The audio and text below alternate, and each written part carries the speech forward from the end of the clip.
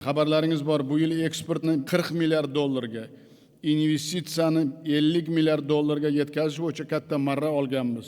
Buning uchun har bir elchi faoliyat yuritayotgan hududning nisbiy ustunliklarini mana shunday tahlil qilib, eksport, investitsiya va yangi texnologiya bo'yicha aniq maqsad, natija va javobgarlikni o'z zimmasiga oladi.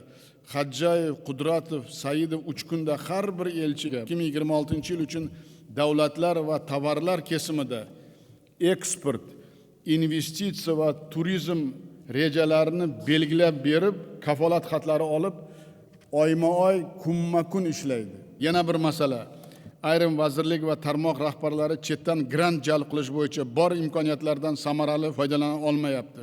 Xalqaro tashkilotlar va donor mamlakatlar har yili 200 milliard dollar xalqaro grantlar e'lon qilyapti. Endi grantlar bilan ishlash bo'yicha yangi tizim yaratiladi. Tashqi ishlar vaziri o'rinbosari Madrahimov, Iqtisodiyot vazirligidan Umurzoqov Ilhom hamda investitsiyadan Aliyev chetdan grant olib kelishga mas'ul va javobgar bo'ladi. Madrahimov, Umurzoqov, Aliyev yangi yo'nalishlarni topib, ularni vazirliklar bilan aniq loyihalariga aylantirib, grantlarni bu yil 2,5 milliardga yetkazish va 5 milliardga chiqarish bo'yicha taklif berasizlar.